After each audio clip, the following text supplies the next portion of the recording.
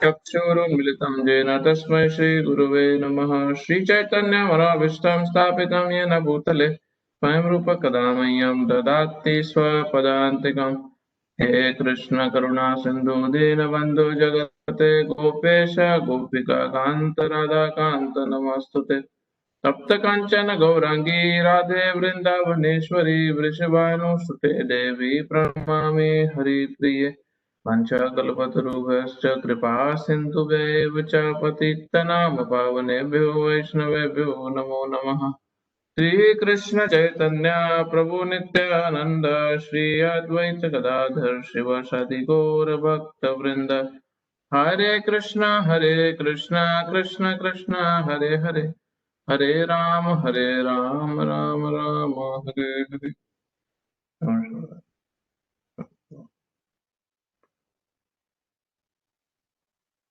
नमो विष्णुपदाय कृष्णपृष्ठाय भूतले श्रीमते भक्तिवेदांत स्वामिनिति नामिने नमस्ते सरस्वती देवे गौरवाणी प्रचारिणे निर्विशेष शून्यवादी पाश्चात्य देशधारिणे।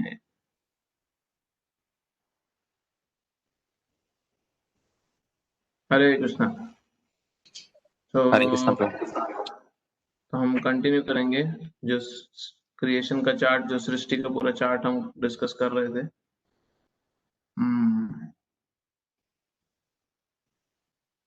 मैं शेयर कर देता हूँ पहले तो स्लाइड।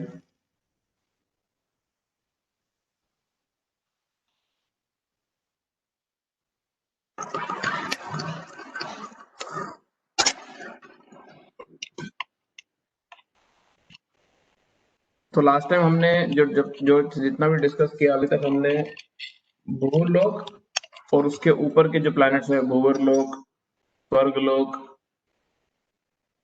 महरलोक, जनलोक, तपलोक और सतलोक, ये प्लैनेट्स के बारे में हमने सिर्फ उनकी पोजीशंस डिस्कस करी है। उसके डिटेल में हम नहीं जाने वाले, क्योंकि 6 महीने हमने जो भगवद्गीता करी, 6 महीने क्रिएशन चार्ट नहीं करना। तो बट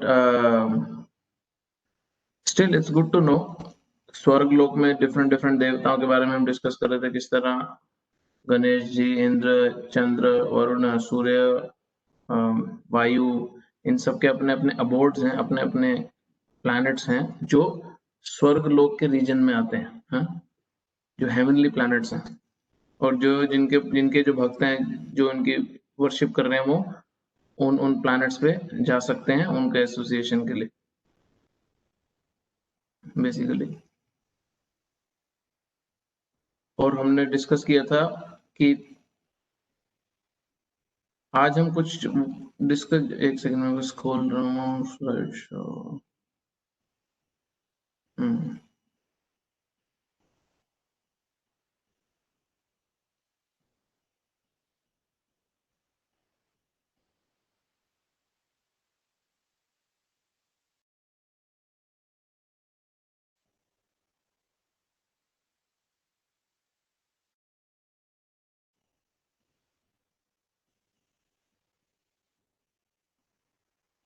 ओके,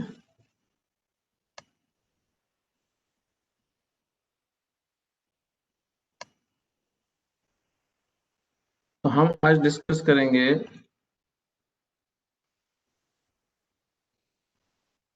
मोर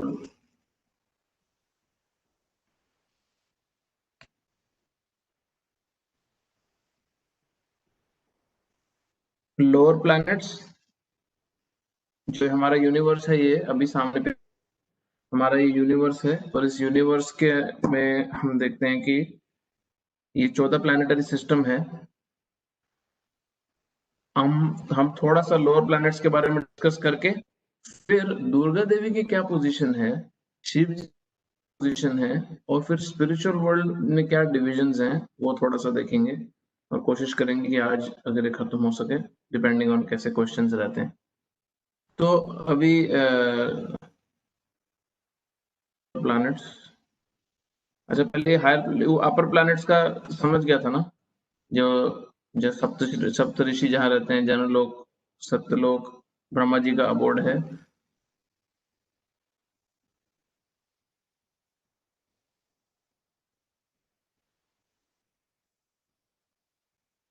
हाँ, अभी ये लोअर प्लैनेट्स। तो भूरलोक जो एक रीजन है जिसमें एक प्लैनेट सिर्फ अर्थ प्लैनेट है, भूरलोक के रीजन में, जिस एरिया में, पूरा का पूरा सिर्फ अर्थ प्लैनेट नहीं है। अर्थ प्लैनेट तो एक स्पेक ऑफ डस्ट है सिर्फ इस रीजन में। जैसे आप एक पूरे यूनिवर्स को, मैं लास्ट टाइम एग्जांपल भी दे रहा था कि अगर एक यूनिवर्स को आप एक ऑरेंज की तरह ले लो और उस ऑरेंज को आप बीच में से स्लाइस कर दो और उसमें से एक स्लाइस निकाल लो, तो वो भूरलोक का पूरा रीजन है, जो ऑरेंज का एक गोला पूरा गोल स्लाइस आता है। उसमें अगर एक जो सीड, वो एक अर्थ प्लैनेट है, बाकी दूसरे दूसरे प्लैनेट्स हैं जो भूरलोक के एरिया में आते हैं, रीजन में आते हैं। उसमें से पृथ्वी सिर्फ एक है। अब साइंटिस्ट कहाँ तक गए हैं, कितने एरिया उन्होंने पहुंच गए हैं, कहाँ तक उनके स्पेसशिप्स रीच कर पाई हैं, वी हैव नो आइडिया। अभी इस भूरलोक के नीचे लोअर प्लैनेटरी सिस्टम जो स्टार्ट होता है वो है अतल, वितल, सुतल, तलातल, महातल, रासतल और पाताल। अभी इसमें हर प्लैनेट में अलग अलग पर्सनालिटीज हैं। कुछ प्लैनेट्स में नाग जो हैं वो राज करते हैं। अब जितने भी ये प्लैनेट्स हैं, इनकी एक डिवीजन मैं आपको बता दूं, आप ये चार्ट से देख के समझ जाओगे कि देखो भूरलोक जहाँ पे अर्थ प्लैनेट बनी हुई है, उसका आधा हिस्सा डार्क रीजन है और आधे हिस्से में रोशनी है, आधा हिस्सा ब्राइट है। अगर आपको दिख रहा है जहाँ पे लिखा है यू आर हेयर करके, वो क्यों है? क्योंकि जो अर्थ है वो आधे समय उसकी जो पोजीशन रहती है उस पर सूरज की रोशनी पड़ती है और बाकी आधे समय नहीं पड़ती। तो ये जो लोअर प्लैनेटरी सिस्टम है, इन पे सूरज की रोशनी बिल्कुल नहीं पड़ती, क्योंकि ये लोअर रीजन्स में है, जहाँ पे ये सबटेरेनियन प्लैनेट्स भी बोले जाते हैं। सबटेरेनियन जैसा सबवे होते हैं, बिलो अर्थ टाइप। तो इनको लोअर प्लैनेट्स इसलिए भी कहा जाता है क्योंकि इन पे सूरज की रोशनी नहीं पड़ती। इन प्लैनेट्स में जो नाग हैं या जो डिफरेंट डिफरेंट पर्सनालिटीज हैं, उनके जो जूल्स हैं उसके प्रकाश से ही सिर्फ रोशनी रहती है, अदरवाइज ये डार्कर प्लैनेट्स हैं। इसलिए मैंने आपको पब जैसा एक एग्जांपल दिया था कि हैप्पीनेस वहां पे भी है, लोग एंजॉय कर रहे हैं, बट वो डार्कर हैप्पीनेस है थोड़ी। वो ग्रॉसर है, डार्क है, वो थोड़ी स्थूल प्रकार का आनंद प्राप्त करते हैं और वो डार्क रीजन हैं। बट पैसा खूब है, एंजॉयमेंट खूब है, पुरुष स्त्री का संग अनलिमिटेडली एंजॉय करो, जितना तुम करना चाहते हो। तो ये लोअर रीजन के, इनके जो मोस्टली जो प्लैनेट्स हैं, ये लोअर रीजन के स्वर्ग हैं। इसको संस्कृत में बिल्ल स्वर्ग भी बोला जाता है। बिल्ल स्वर्ग मतलब बिल मतलब अर्थ के नीचे जो गड्ढा हो जाता है उसको केव को बोलते हैं ना, बिल।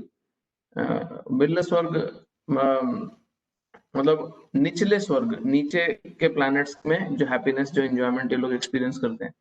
तो जैसे अतल वितल प्लैनेट्स हैं, ये इसमें कईयों में नाग है, वो प्रधान है। जो अब सूतल प्लैनेट बहुत इंटरेस्टिंग है इन सब में से।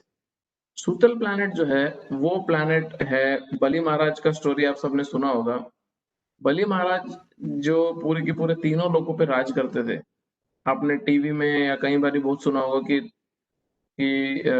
तीनों लोग का राज मिल गया इस पर्टिकुलर राजा को, इस राक्षस को। हिरण्यकशिपु तीनों लोग पे राज करता था। तो वो तीनों लोग का मतलब समझ लो क्या होता है। मिडिल प्लैनेटरी सिस्टम हो गया भूरलोक, जो एक लोक हो गया। लोअर प्लैनेट्स जितने भी हैं वो सब हो गए दूसरा लोक। और जो तीसरा लोक है जिसको बोलते हैं, वो होता है भूअर और स्वर्ग लोक। महर के बाद में उसको काउंट नहीं किया जाता, क्योंकि वहां पे किसी असुर, किसी राक्षस का भी एक्सेस नहीं है, क्योंकि वो बहुत ही प्योर है। तो जब बोलते हैं कि तीनों लोक पे राज उनका हो गया है, तो वो मिडिल प्लैनेट्स, अपर प्लैनेट्स स्वर्ग तक, और लोअर सारे प्लैनेट्स का अधिपति होते हैं, राजा होते हैं बेसिकली। तो अभी जो जो बलि महाराज थे, वो तीनों लोक के का राज प्राप्त करने के लिए स्वर्ग लोक को भी राज प्राप्त कर चुके थे। इंद्र वगैरह सबको जीत चुके थे और वो यज्ञ कर रहे थे जिससे अगले इंद्र वो बन जाएंगे।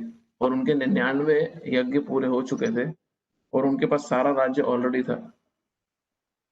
तो जब भगवान वामन देव, भगवान उपेंद्र वामन रूप में आते हैं, और वो सबको स्टोरी पता है कि वो बोने के रूप में, ब्रह्मचारी के रूप में आते हैं और उससे 3 पग जमीन मांगते हैं और वो ब्राह्मण को ना नहीं करता और वो मान जाता है। फिर उनके जो गुरु होते हैं शुक्राचार्य, वो डांटते हैं कि तू मूर्ख है, तू पागल है, कि तूने जानते भी हुए कि ये विष्णु है, तूने इसको प्रॉमिस कर दिया कि तू 3 पग जमीन देगा।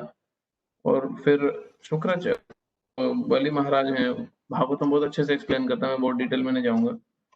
तो बलि महाराज बोलते हैं कि अगर विष्णु मुझसे मांगने आए तो इससे बड़ा क्या हो सकता है? क्यों? क्योंकि बलि महाराज प्रहलाद महाराज के पोते हैं। तो प्रहलाद महाराज की कृपा से बलि महाराज के अंदर भी भक्ति का बीज है, जबकि वो असुर है। जबकि प्रहलाद भी असुर थे, बट प्रहलाद भगवान के शुद्ध भक्त भी थे। तो बलि महाराज जब उनको 3 पग प्रॉमिस कर देते हैं, तो भगवान आपने टीवी में शायद सीरियल में अगर देखा होगा कि वो 1 पग से अपर प्लैनेट्स को नापते हैं, तो वो भूरलोक और स्वर्ग लोक का कवर कर देते हैं अपने अपने पांव से।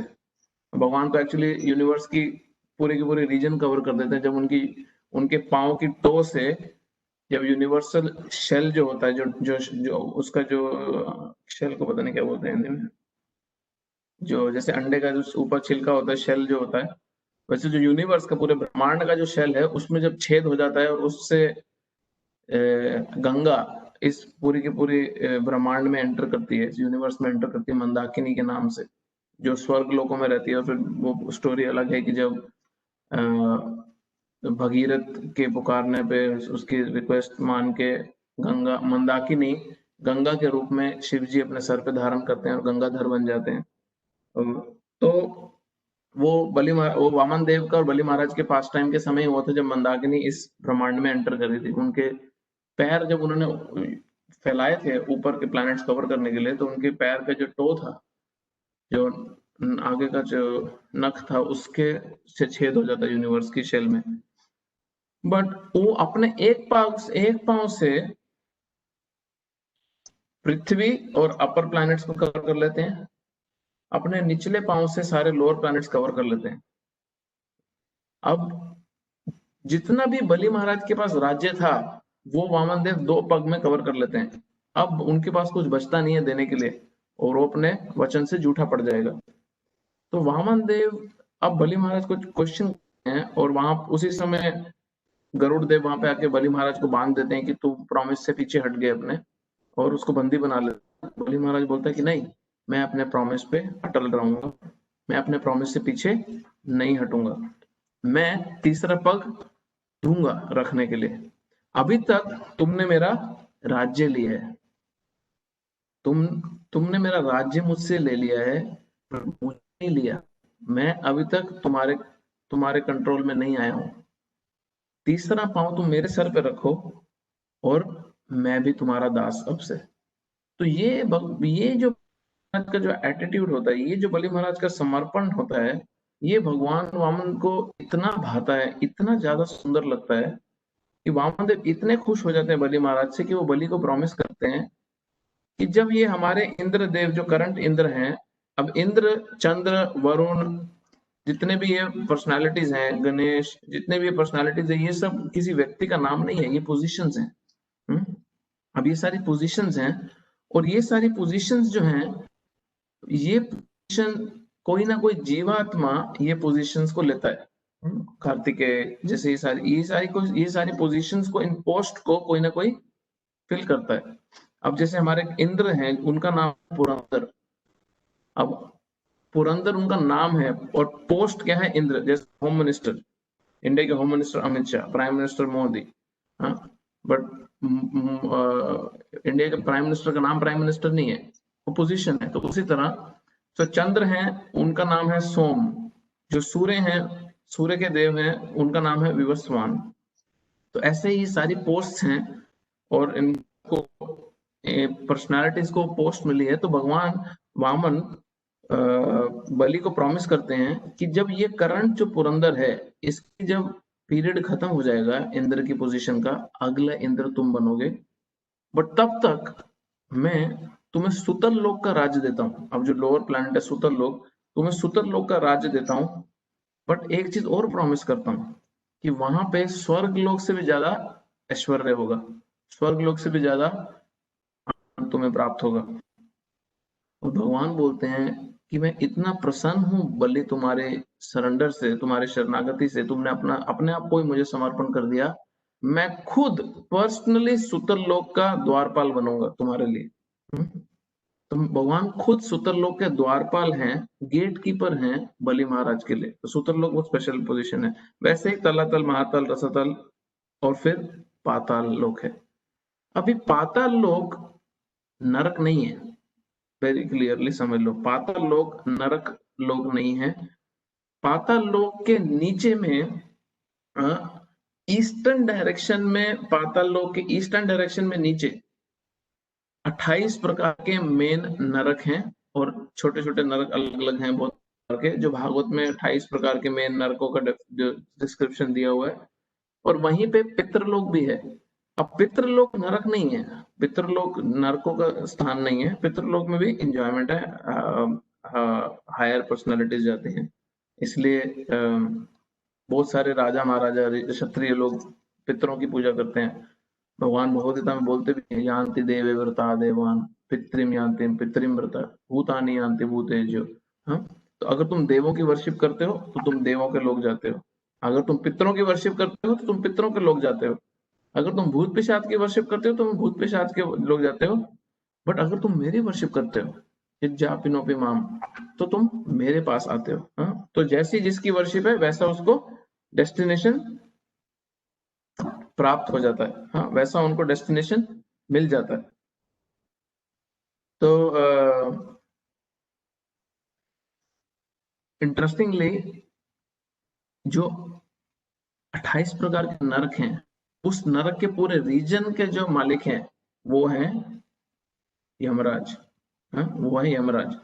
जो यम लोक जो है, यमपुरी, वो भी निचले रीजन्स में है।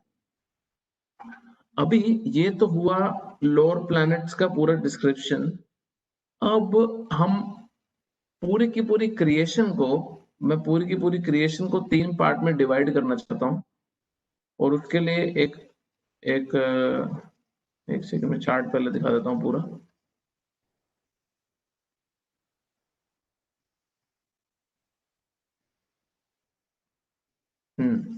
अब ये पूरी की पूरी क्रिएशन को 3 पार्ट में डिवाइड करना चाहते हैं। और उसके लिए मैं एक वर्स पढ़ता हूँ।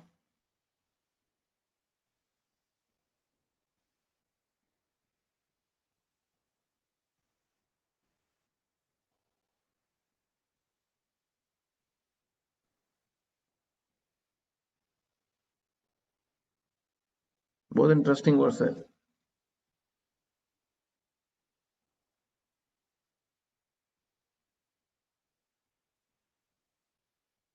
ब्रह्म संहिता में 5.43। एक्चुअली बेटर रहेगा कि मैं आप लोगों को दिखा दूं ये वर्स। एक सेकंड में शेयर ही करता हूँ।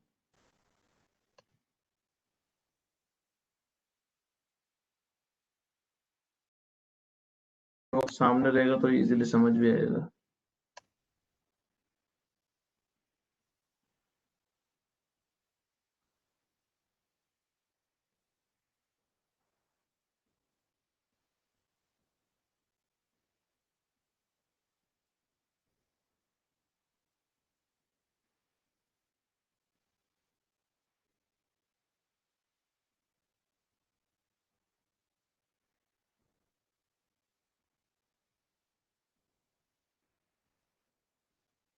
हम्म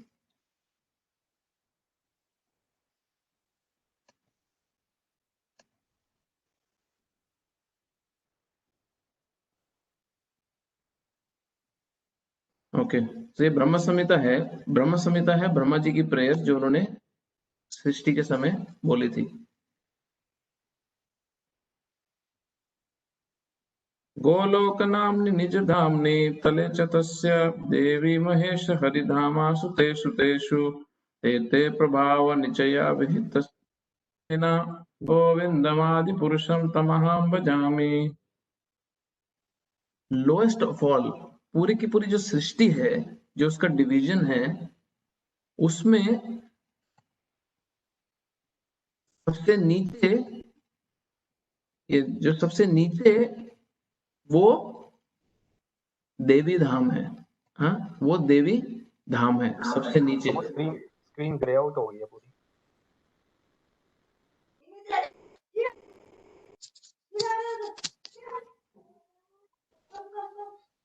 पूरा Very ग्रे good. स्क्रीन। हाँ अभी आए, आप एप्लीकेशन शेयर कर अभी रहे आ हो, गया? दिखता था अभी। Yes.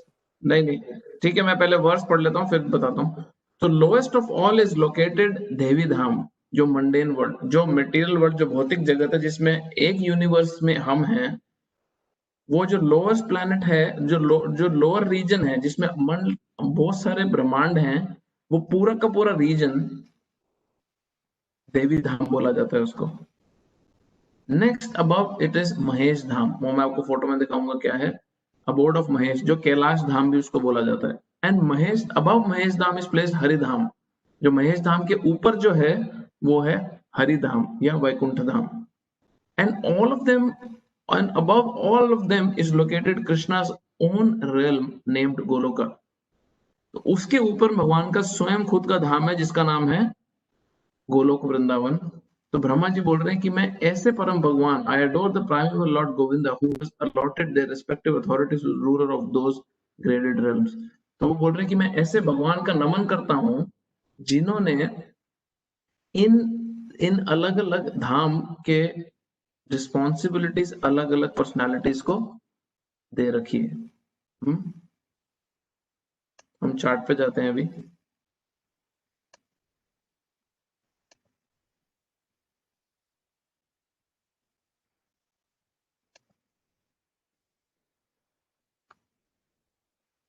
ये चार्ट में जो लोअर प्लैनेट है, ये चार्ट आ रहा है ना विनीत प्रो? यस प्रभु आ रहा है। ओके, सो ये जो नीचे जो ब्रह्म ज्योति आपको बीच में दिख रही होगी व्हाइट कलर के एरिया में, ब्रह्म ज्योति के नीचे पूरा का पूरा रीजन जो है वो देवी धाम है। देवी धाम मतलब दुर्गा देवी इसकी इंचार्ज हैं। जो देवी हैं, दुर्गा देवी है, वो इसकी रिस्पॉन्सिबल इंचार्ज हैं। ब्रह्म ज्योति जहां लिखा है व्हाइट वाला, उसके ऊपर में आप देखोगे छोटा सा कैलाश बना हुआ है, वो है महेश धाम। महेश धाम या कैलाश धाम ये स्पिरिचुअल वर्ल्ड जो वैकुंठ धाम के अंदर आता है, बट ये वैकुंठ धाम के बॉर्डर पे आता है। वैकुंठ धाम की रक्षा करने के लिए कैलाश धाम या महेश धाम उसके बॉर्डर पे उसका ध्यान, उसके प्रोटेक्शन के लिए है। और उसके ऊपर पूरा वैकुंठ धाम है या हरि धाम है, जो हमने फर्स्ट श्लोक में पढ़ा। और उसके ऊपर है सबसे टॉप में गोलोक वृंदावन धाम। तो ये पूरी क्रिएशन का डिवीजन है। ये पूरी की पूरी क्रिएशन का डिवीजन है। अब हम बात करेंगे कि दुर्गा देवी का क्या पोजीशन है और यहाँ पे शिव जी का क्या पोजीशन है इस रेल्म में। तो ब्रह्म संहिता बहुत इंटरेस्टिंग श्लोक में बताती है ये पूरा का पूरा कॉन्सेप्ट।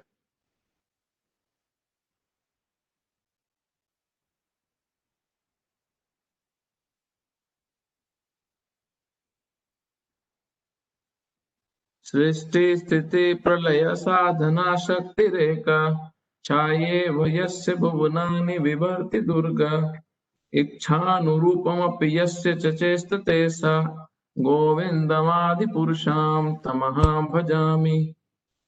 दुर्गा देवी की पोजीशन क्या है? वो सृष्टि स्थिति प्रलय, हाँ, वो क्रिएशन भी देखती हैं, क्रिएशन की इंचार्ज भी हैं, इसको संभाल कर रखने की भी इंचार्ज है, मेंटेन भी वो इंचार्ज है, और प्रलय की भी इंचार्ज वही है। हाँ? पर इंटरेस्टिंगली ये जो दुर्गा देवी है ये भगवान की शैडो, भगवान की छाया रूप में है। भगवान की जो छाया शक्ति है उसकी रिप्रेजेंटेटिव है। और ये बहुत इंटरेस्टिंग लाइन है, इच्छानुरूपम अपि यस्य च चेष्टते सा। दुर्गा देवी जो भी कार्य कर रही है वो इच्छा से कर रही है गोविंद की। भगवान की इच्छा से दुर्गा देवी ये सारे काम कंडक्ट कर रही है। और ब्रह्मा जी बोल रहे हैं ऐसे गोविंद को, ऐसे भगवान गोविंद को जो आदि पुरुष हैं उनको मैं नमन करता हूँ। तो ये दुर्गा देवी का पोजीशन है, जो इसको टेक्निकली अगर बोला जाए तो ये पूरे के पूरे भौतिक जगत की वो इंचार्ज हैं।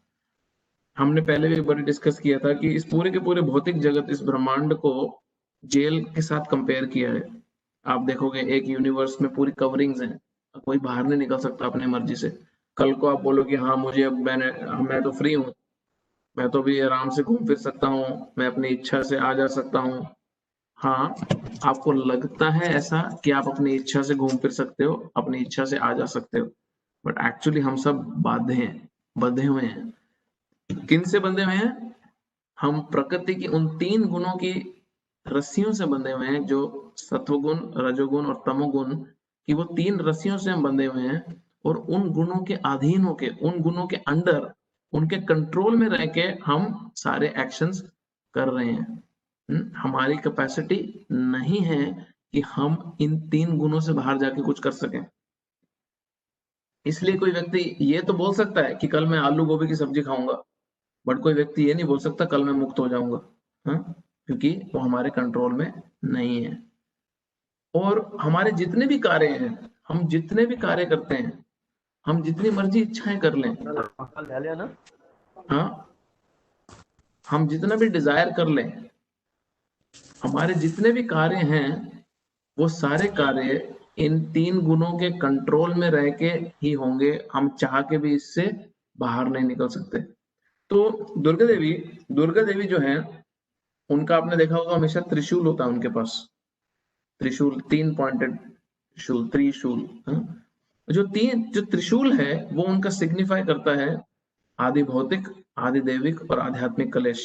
ये 3 प्रकार के कलेश हैं जो आप लोगों में से कईयों ने सुने भी होंगे, जिसके द्वारा दुर्गा देवी हर समय हमारे को पोक कर रही है, मारती है, दुख दे रही है, कष्ट दे रही है इस जगत में कि यहाँ पे परमानेंट प्लान मत बनाओ मूर्खों, यहाँ से बाहर जाना है।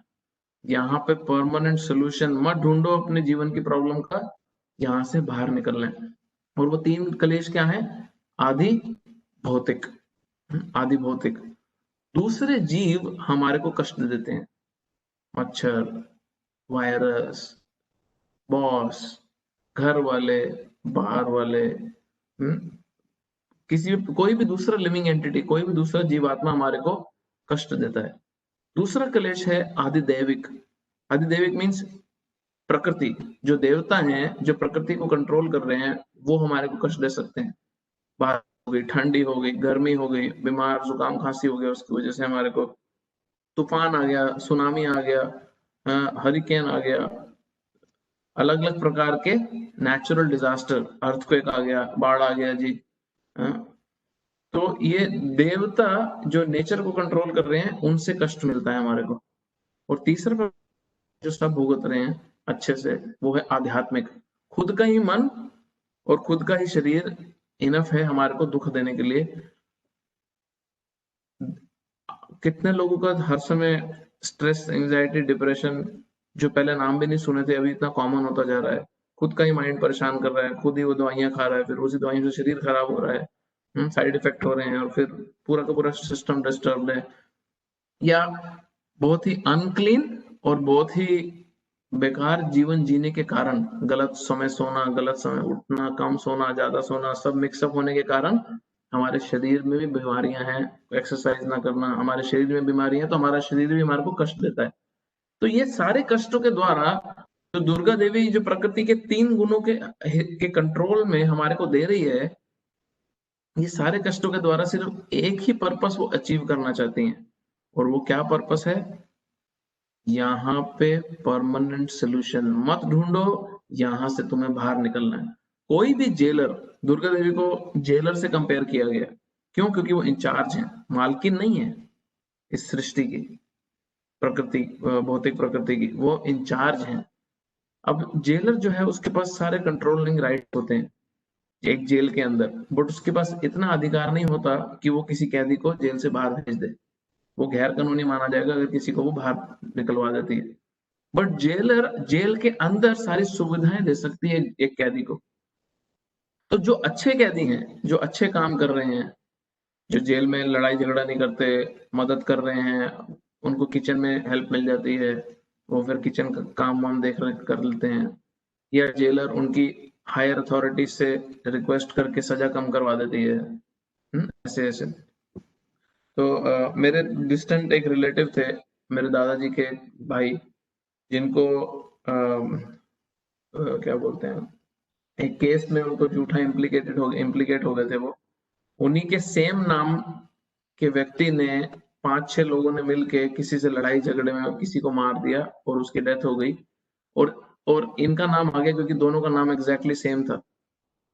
और जब ये इम्प्लीकेटेड हो गए, अब इनको तो कुछ पता ही नहीं था, ये दुकान पे अपने काम पे गए हुए थे, पीछे जब आए अगले दिन तो देखा पुलिस आई हुई और उनको अरेस्ट कर लिया और उम्र कैद की सजा हो गई, 14 साल है जो भी होती है। अब ये व्यक्ति का कैरेक्टर है ही नहीं क्रिमिनल वाला, लड़ाई झगड़े वाला, तो जब जेल में गए तो जेल में जाके जैसे जैसे उनका जीवन शैली था, जेलर को भी लगा कि ये बंदा साफ सुथरा है, तो जेलर ने उनको किचन का रोल दे दिया, किचन में कुकिंग वुकिंग संभालने का, लंच वंच कैदियों को बांटने का, और उनके अच्छे बिहेवियर के कारण उनकी सजा भी कम करवा दी गई थी, उनकी सजा भी जल्दी रिलीज हो गए थे जेल से। तो ये जो इतना ही सिर्फ जेलर कर सकता है। सी क्लास जेल काल कोठरी से हमारे को बी क्लास या ए क्लास जेल में डाल देगी। आपके रूम में फ्रिज है, एसी है, कोई बड़ा पॉलिटिशियन जाता है जेल के अंदर तो उसके रूम में फ्रिज एसी रहता है, टीवी रहता है, खा पी रहा है अच्छे से, फोन कॉल सब चल रही है, बट जेल के अंदर ही है। तो प्रॉब्लम क्या है कि लोग दुर्गा देवी की जब पूजा करते हैं, वर्शिप करते हैं, तो उनको ये लगने लगता है कि ये तो बहुत शक्तिशाली देवी है, हाँ सारा का सारा कंट्रोल इनके पास है इस भौतिक जगत का, तो क्यों ना इसी भौतिक जगत में सुख पूर्वक रहने के लिए इनसे कुछ ना कुछ मांग लिया जाए। और वो दुर्गा देवी की भक्ति करते हैं, वर्शिप करते हैं, पूजा पाठ करते हैं, जो भी होता है, और अगर वो उनसे खुश हो जाती है तो वो इनको कुछ सुविधाएं दे देती है, बट भीतर से वो बड़ी खुश नहीं होती इनसे। क्यों? क्योंकि ये कैदी जेल से बाहर जाने के प्रयास ही नहीं कर रहा, ये तो जेल में ही अच्छी सुविधा ढूंढ रहा है। तो दुर्गा देवी को अगर किसी ने प्रसन्न करना है सबसे ज्यादा, तो वो वही व्यक्ति है जो मुक्ति के मार्ग पे भगवान की भक्ति कर रहा हो, जो इस जेल से बाहर निकलने की कोशिश कर रहा हो। एक जेलर को सेटिस्फेक्शन तब होती है जब कैदी आया, गलती करी इसने, कैदी आया, उसने अपने में सुधार लाया और अब वो जेल से बाहर जा रहा है, कभी वापस जेल में ना आने के लिए।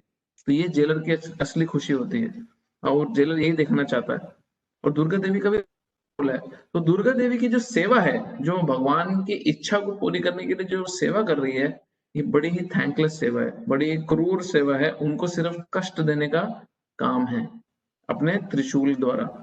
और जो उनकी कोई पूजा भक्ति करता है उसको थोड़ी सी सुविधा वो इधर उधर दे देती है, जिसके कारण बहुत लोग उनकी भक्ति में लगे रहते हैं, ये भक्ति करने की कोशिश करते हैं, बट वो शुद्ध भक्ति नहीं है, और वो शुद्ध भक्ति कभी हो भी नहीं सकती, क्योंकि शुद्ध भक्ति केवल और केवल भगवान की ही की जा सकती है, जिसमें जो उपासक है उसकी जो उपासना है वो किसी लाभ लोभ प्रतिष्ठा के लिए नहीं है, वो केवल और केवल भगवान अपना पुनः रिश्ता स्थापित करने के लिए और भगवान के प्रसन्नता के लिए है, भगवान की सेवा के लिए है। आप लोगों ने सुना होगा एक कीर्तन भजन रहता है, माँ मुरादे पूरी कर दे हलवा बांटूंगी। नरेंद्र चंचल जी का एक भजन था, बचपन में सुनते थे जागरण वगैरह, माँ मुरादे पूरी कर दे हलवा बांटूंगी। बट एक शुद्ध भक्त का ये एटीट्यूड नहीं है कि माँ तो मुरादे पूरी कर दे फिर मैं हलवा बांटूंगी। एक शुद्ध भक्त का जो एटीट्यूड है वो क्या होना चाहिए? माँ तो मुरादे पूरी कर या ना कर, मैं तो हलवा बांटूंगी। हाँ, बट ये हो नहीं सकता, एक देवी देवताओं की पूजा करने वाले व्यक्ति का ये स्वभाव हो नहीं सकता। क्यों? क्योंकि वो पूजा ही सिर्फ मटेरियल गेन्स के लिए कर रहा है। और जो भगवान का भक्त है, जो भगवान का भक्त है, उसका ही ये स्वभाव सिर्फ हो सकता है। और हम शिक्षाष्टकम में जो चैतन्य महाप्रभु ने 8 श्लोक दिए हैं उसमें हम पढ़ते हैं, चैतन्य महाप्रभु बोल रहे हैं कि या तो तुम मुझे गले लगा लो प्रेम से, या मुझे अपने से दूर रखो और मेरा दिल तोड़ दो, तुम मेरे प्रभु हो जन्म जन्मों तक। Either you embrace me or keep me away and keep me broken hearted. You are my Lord birth after birth. फर्क नहीं पड़ता, फर्क नहीं पड़ता क्या भगवान दे रहे हैं हमारे को, फर्क नहीं पड़ता घर में तबीयतें खराब हो रही हैं, फर्क नहीं पड़ता घर बार लुट गया बिक गया, फर्क नहीं पड़ता पैसा खत्म हो गया, फर्क ही नहीं पड़ता, फर्क पड़ना ही नहीं चाहिए एक भक्त को। उसका इंटरेस्ट क्या है? मेरा चैंटिंग में अटैचमेंट बढ़ रहा है कि नहीं बढ़ रहा, मेरा सर्विस करने का मन कर रहा है कि नहीं कर रहा, मेरा भगवान के बारे में सुनने का मन कर रहा है कि नहीं कर रहा, उसका इंटरेस्ट ही यही है। और कोई इसका इंटरेस्ट ही नहीं है। अगर उसके ये चीजें खराब जा रही हैं तो वो दुखी हो जाता है, बाकी सब उसकी लाइफ में जो मर्जी हो रहा हो वो फर्क नहीं पड़ना चाहिए। पड़ता है फर्क, बट हमारी भक्ति में, हमारे भगवान से रिलेशनशिप में फर्क नहीं पड़ना चाहिए। उतना ही या और दृढ़ता से भगवान का भक्ति करना चाहिए।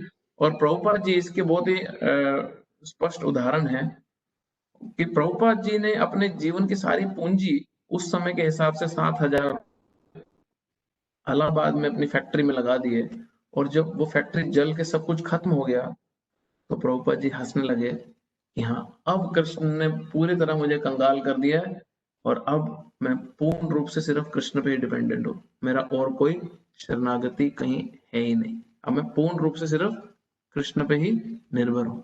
तो ये सिर्फ एक भक्ति भाव में एक भक्त भगवान के प्रति ही इस स्टेज पे आ सकता है, कोई भी देवी देवताओं के प्रति इस स्टेज पे आएगा ही नहीं। क्यों? क्योंकि पहली बात एजुकेशन ही नहीं है इस लेवल की उनकी उनकी उनकी वर्शिप में। पूरा वर्शिप की जो पद्धति है, जो पूरी की पूरी पूजा पाठ की जो पद्धति है, वो सिर्फ और सिर्फ मांगने के लिए है और एक बिजनेस डील के लिए है। सुख संपत्ति घर आवे, कष्ट मिटे तन का। सुख संपत्ति घर आवे, कष्ट मिटे तन का। एक भक्त को फर्क ही नहीं पड़ना चाहिए, सुख संपत्ति आ रही है नहीं आ रही, जा रही है नहीं जा रही है, हु केयर्स। कष्ट मिटे तन का, सब तबीयत ठीक है नहीं है, वो प्रे करता है कि मेरे घर में सब ठीक रहे, मेरी तबीयत ठीक रहे। क्यों? ताकि मैं बिना डिस्टरबेंस के तुम्हारी सेवा कर सकूं।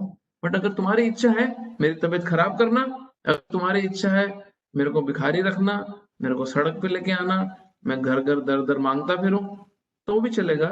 बट तुम्हारी भक्ति में, तुम्हारे नाम में जो रुचि है उसमें कमती नहीं होनी चाहिए, उसमें वृद्धि होनी चाहिए, उसमें मेरा इंटरेस्ट और बढ़ना चाहिए। ये एक भक्त का लक्षण या स्वभाव होना चाहिए। अभी सेम चीज है, शिव जी के भी जो वर्शिपर हैं उनका भी सेम कॉन्सेप्ट है। और शिव जी की पोजीशन भी बड़ी इंटरेस्टिंग बता रखी है।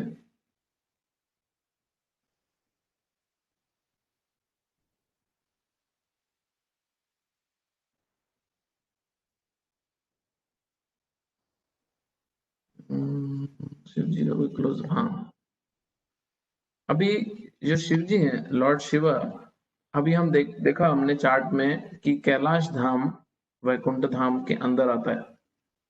अब जो शिव तत्व है, शास्त्र में बोला जाता है कि शिव तत्व जो है उसको समझना सबसे कठिन कार्य है। क्यों? क्योंकि जो शिव तत्व है वो ना तो विष्णु तत्व है और ना ही जीव तत्व है, ना ही वो विष्णु की कैटेगरी में आते हैं, ना ही वो लिविंग एंटिटी की कैटेगरी में आते हैं जैसे सारे देवी देवता हैं, इवन ब्रह्मा जी हैं, कि वो पोजीशन है हमारे जैसा ही कोई जीव आत्मा। जब वो पावरफुल क्वालिफाइड हो जाता है, जब उसमें इतनी क्वालिफिकेशन आ जाती है, वो अपनी क्वालिफिकेशन के कारण वो पोस्ट को प्राप्त कर लेता है, इंद्र चंद्र वायु ब्रह्मा जितने भी देवी देवता हैं उनकी। बट जो शिव जी हैं उनकी पोस्ट कोई प्राप्त नहीं कर सकता, क्योंकि शिव जी कोई पोस्ट नहीं है। शिव कोई पोस्ट नहीं है, शिव अपने आप में ही एक सेपरेट आइडेंटिटी है। इसलिए शिव तत्व अलग है। अब वो शिव तत्व क्या है, वो भी ब्रह्म संहिता बहुत सुंदर तरीके से बता रही है। वो है क्षीरम यथा दधि विकार विशेष योग संजायते नहीं तथा पृथगस्ति हेतु या संभुतम अपि तथा समुपैत कार्यात् गोविंदमादि पुरुषम तमहम भजामि। क्षीरम, दूध, जिस तरह दूध में थोड़ा सा खट्टा कुछ डाल दो, थोड़ा सा खट्टा हम डाल दें, दूध को दही बनाया जा सकता है। हाँ, थोड़ा सा हम कल्चर ऐड कर दें, लैक्टोबैसिलस बोलते हैं जिसको इंग्लिश में, थोड़ा सा कल्चर हम ऐड कर दें तो दूध को दही में कन्वर्ट किया जा सकता है। उसी प्रकार जब भगवान विष्णु को क्रिएशन करनी होती है, तो अगर उनको प्रकृति करनी है, तो ये समझने वाली बात है कि भगवान विष्णु को जब प्रकृति करनी है, दैट मीन्स उनको जीवों की उत्पत्ति करनी है। तो जिस तरह एक आदमी औरत के शरीर के साथ संग करता है और बच्चों की उत्पत्ति करता है, उसी प्रकार जीवों की उत्पत्ति भी होती है प्रकृति में। अब जो प्रकृति है वो है दुर्गा देवी या पार्वती के रूप में जो है। अब वो भगवान की है मटेरियल एनर्जी, भगवान की है मटेरियल एनर्जी। चार्जिंग का लगा देता हूं।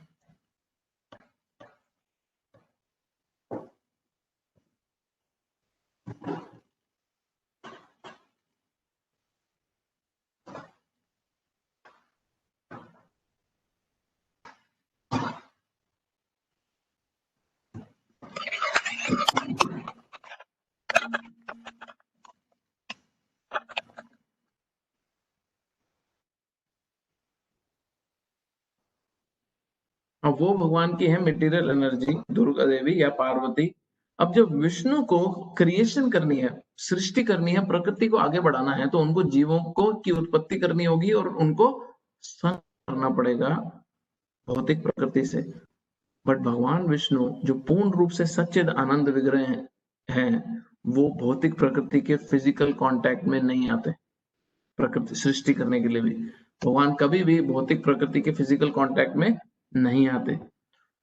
तो अब ये जो उदाहरण दिया कि किस तरह हम दूध में थोड़ा सा कल्चर मिला दें तो दूध दही बन जाती है, वहां पे शिव जी का ओरिजिन होता है। जब विष्णु को प्रकृति सृष्टि आगे बढ़ानी है तो वो अपने भीतर कुछ मटेरियल प्रकृति के जो गुण हैं उनका मिक्स एक्सेप्ट करते हैं और तत्व क्रिएट होता है, वो है शिव तत्व।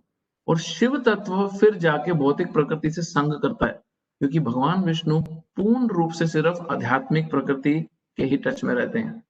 जब भगवान धरती पे अपनी लीला करने प्रकट भी होते हैं तब भी भगवान भौतिक प्रकृति से टच में नहीं आते, तब भी भगवान अपनी आध्यात्मिक प्रकृति के पूरे प्रोटेक्शन में हर समय रहते हैं।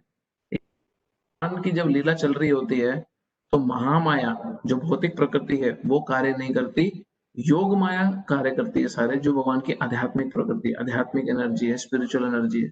तो ये शिव जी की एक्सपेंशन है।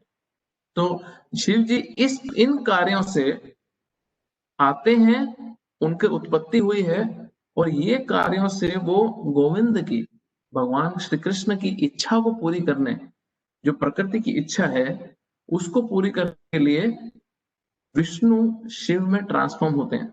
अब सबसे मूर्खता की बात यह है कि जब किसी व्यक्ति को यह समझ जाता है कि विष्णु और शिव में कोई भेद नहीं है, ये सिर्फ ट्रांसफॉर्मेशन है, तो शिव और विष्णु को लेके जब लोग लड़ते हैं और एक दूसरे की निंदा करते हैं, साउथ इंडिया में काफी स्पेशली होता भी है कि काफी कॉन्फ्लिक्ट रहता है शैवाइट्स में और वैष्णवों में।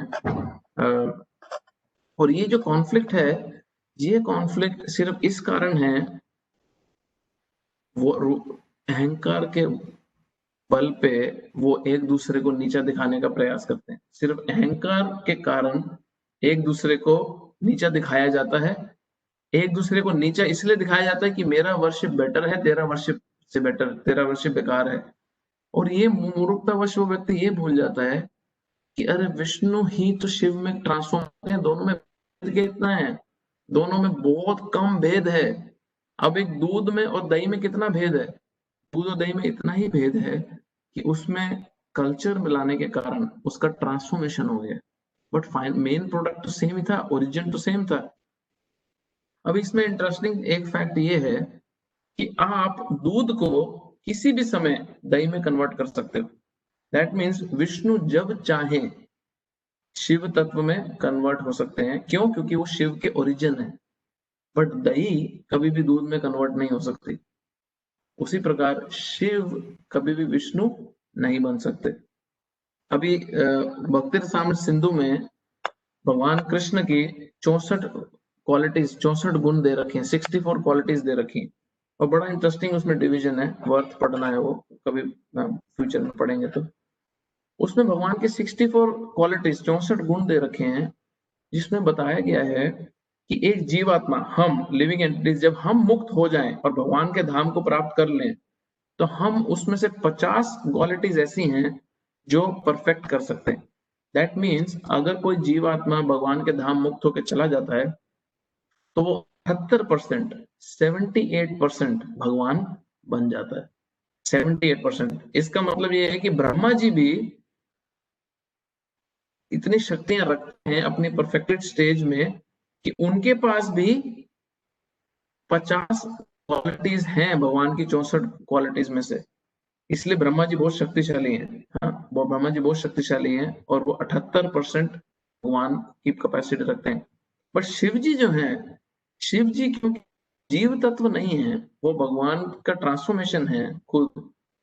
और शिव जी को भी भगवान शिव बोलने में कोई आपत्ति नहीं है क्योंकि भगवान विष्णु का ही ट्रांसफॉर्मेशन है।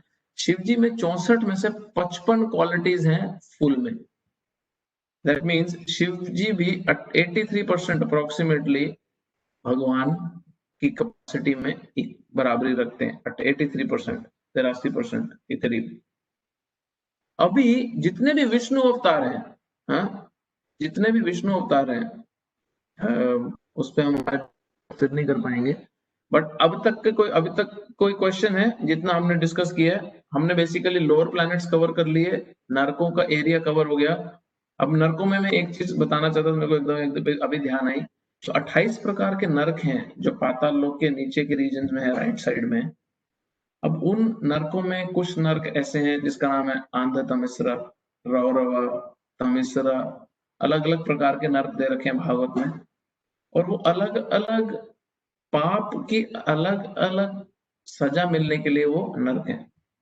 कुछ नरक ऐसे हैं जिसमें व्यक्ति को पहाड़ से उठा के नीचे पटक दिया जाएगा। पहाड़ से उठा के उसको नीचे पटक दिया जाता है। अभी उसको जब पहाड़ से उठा के नीचे पटकते हैं तो आमतौर पे क्या होगा कि वो व्यक्ति मर जाएगा। हाँ, वो व्यक्ति इस पेन को हैंडल नहीं कर पाएगा। बट नरकों में सजा देने के लिए एक स्पेसिफिक, एक पर्टिकुलर टाइप का शरीर मिलता है जिसको बोलते हैं यातना शरीर। यातना शरीर मीन्स वो शरीर ही सिर्फ पिटाई खाने के लिए मिला, यातना के लिए मिला।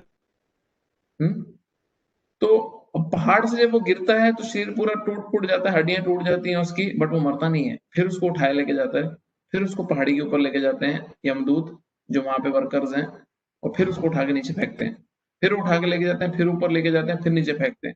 ये एक प्रकार का नर्क है। दूसरा नर्क है जिसमें बहुत सारे हाथियों का झुंड आता है और लोग नीचे जमीन पे बंधे हुए हैं और उनके ऊपर दर दर दर दर दर दर भाग के चला जाता है। क्या होगा, व्यक्ति चकनाचूर हो जाएगा, पूरी तरह फ्लैट हो जाएगा, मर जाएगा पूरी तरह।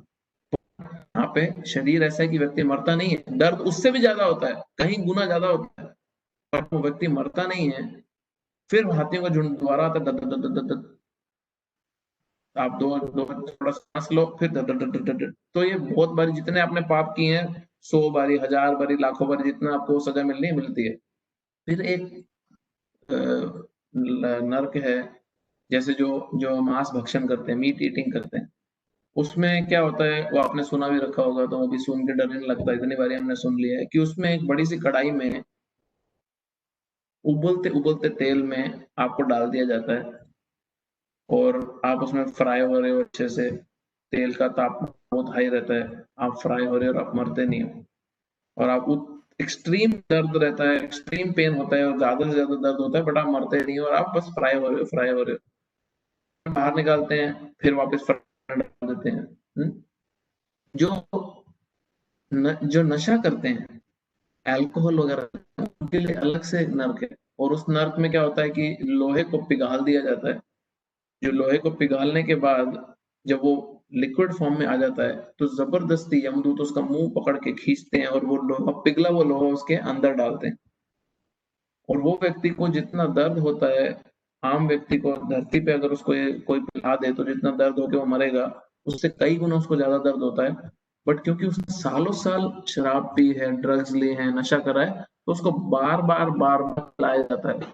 सालों साल पिलाया जाता है, दसियों हजारों बारी पिलाया जाता है उसको, जितनी बारी उसने पाप करा है। तो ऐसे अलग अलग पाप के अलग अलग नर्क हैं और हर नर्क अलग अलग हैं। पराई स्त्री के साथ जो संग करता है उसको उबल जलती हुई, एकदम लाल तपती हुई स्त्री के साथ आलिंगन करके फोर्सफुली चिपका दिया जाता है और अब सड़ रहा है वो, बट उसको सड़ के वहीं रहना है। तो ऐसे अलग अलग प्रकार के नरक हैं। तो ये लोअर प्लैनेट्स हमने कवर किया। हमने दुर्गा देवी की क्या पोजीशन है, शिव जी की क्या पोजीशन है, और अपर प्लैनेट्स कवर हो गया। आई थिंक हमारे वैकुंठ प्लैनेट्स रह गए हैं, उसमें भी टाइम लगेगा। वो हम नेक्स्ट टाइम ही कर पाएंगे, क्योंकि आपका अगर आपके कोई क्वेश्चंस है तो आप पूछ सकते हो अभी इस समय, इतना हमने डिस्कस किया उससे रिलेटेड हरे या कृष्ण पिछले टॉपिक से। हाँ जी बाबू। प्रभु जी, वो है पर क्या आप कुछ ले पहले। आवाज कट रही है आपकी? प्रभु जी, जो आपने बताया था कि दुर्गा देवी के साथ जो है वो भगवान का संग नहीं होता और शिव जी का होता है, वो प्रभु जी वो एस्पेक्ट एक बार दोबारा से क्लियर कर सकते हैं प्लीज? थोड़ा सा कंफ्यूजन हो गई थी उसमें, प्रॉपर्ली समझ नहीं पा। तो उसमें क्या है कि भगवान विष्णु को जब प्रकृति करनी है, सृष्टि आगे बढ़ानी है, हाँ, तो भगवान विष्णु स्वयं भौतिक प्रकृति जो मटेरियल एनर्जी है उसके साथ कांटेक्ट में, फिजिकल कांटेक्ट में नहीं आते। आपको उत्पत्ति करनी है, सृष्टि आगे बढ़ानी है, तो आपको संग करना पड़ता है।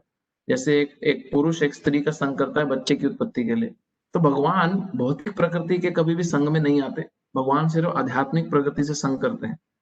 वैकुंठ में नारायण के साथ लक्ष्मी है, अयोध्या में राम के साथ सीता है, गोलोक वृंदावन में कृष्ण के साथ राधा रानी है, द्वारका में कृष्ण के साथ रुक्मिणी है, एंड सो ऑन।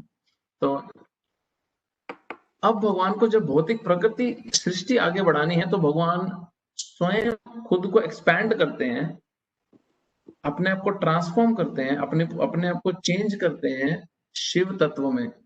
और उसका उदाहरण दे रखा है, जिस तरह दूध दही में कन्वर्ट होता है।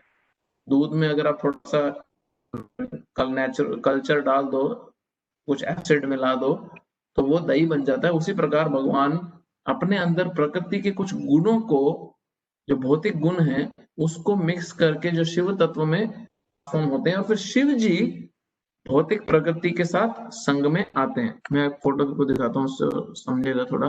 अब आप देखो ये फोटो, इसमें टॉप में आप देख रहे हो कर्णो दक्ष विष्णु जो लेटे हुए हैं शैया में, और उनके रेज निकल रहे यूनिवर्सेस को अटैच हो रही हैं। दिख रहा है ये? यस प्रभु। मैंने थोड़ा जूम किया, देखो जूम इमेज दिख रही है क्या? दिख रही है प्रभु। ओके, तो अभी आप देखोगे यहाँ पे लिखा है, अगर आप पढ़ पा रहे हो, the glance of Mahavishnu impregnates the universe with the jiva and kala. भगवान विष्णु की जो ग्लांस है, जो दृष्टि है, उससे, जिसको टेक्निकली अगर समझना है, तो जो जो डेड मैटर है, जो जितने भी प्रकृति के एलिमेंट्स हैं, जिसको संस्कृत में प्रधान बोला जाता है, भगवान जब उस पर दृष्टिपात करते हैं तो भगवान जितने भी जीवात्मा थे भगवान के भीतर, जो स्लीपिंग स्टेज में, डॉर्मेंट स्टेज में थे, सोई हुई अवस्था में थे, जब पिछली प्रकृति खत्म हुई, सृष्टि खत्म हुई थी, अब भगवान ने वापस से सृष्टि करनी है, तो भगवान दृष्टिपात करते हैं, और वो दृष्टि जो है, वो जो दृष्टि है, वो जाके भौतिक प्रकृति से मिलती है और जीवात्मा को इम्प्रेग्नेट करती है। जिस तरह एक पुरुष स्त्री को इम्प्रेग्नेट करता है, उसके शरीर में सीमन ट्रांसफर करके, और फिर बच्चे की उत्पत्ति होती है, उसी प्रकार भगवान दृष्टि डालते हैं भौतिक प्रकृति के ऊपर। अब जो शिव जी हैं, जो शंभु का जो कार्य है, वो है इस दृष्टि को कैरी करके भौतिक प्रकृति के साथ मिलना, और वो करने के लिए भगवान शिव तत्व में ट्रांसफॉर्म होते हैं। इसलिए विष्णु और शिव में कोई बहुत ज्यादा भेद नहीं है, इतना ही भेद है कि जो ओरिजिनल सोर्स है वो भगवान विष्णु स्वयं है, और वो शिव तत्व में ट्रांसफॉर्म होते हैं इस कार्य को करने।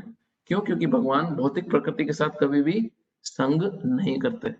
ठीक है Gaurav Prabhu? Thank you very much. Hare Krishna. और कोई क्वेश्चन है किसी का? हरे कृष्ण प्रभु जी। हाँ जी माता जी। प्रभु जी, सदाशिव और शिव जी दोनों एक ही है कि अलग है? इसमें मैं आऊंगा जब हम स्पिरिचुअल वर्ल्ड में जाएंगे, मैंने इसलिए बताया नहीं, क्योंकि वो स्पिरिचुअल वर्ल्ड में सदाशिव ना, इसलिए मैं बताऊंगा। सिर्फ एक सिंपल एक लाइन में मैं इन्फॉर्म कर देता हूँ कि सदाशिव एक्सपैंड होके हर यूनिवर्स में, जो शिव जी हमारे यूनिवर्स में उसमें आते हैं। ओके। जैसे तो महाविष्णु एक्सपैंड होके परमात्मा के रूप में, गर्भोदक्षय विष्णु के रूप में, और शिरोदक्षय विष्णु के जो एक्सपेंशन है तीनों विष्णु की, उसी प्रकार सदाशिव स्पिरिचुअल वर्ल्ड से हर यूनिवर्स में एक एक शिव हर यूनिवर्स में आता है, वैसे ही हर यूनिवर्स में एक एक ब्रह्मा जी भी हैं इस कार्य को करने के लिए।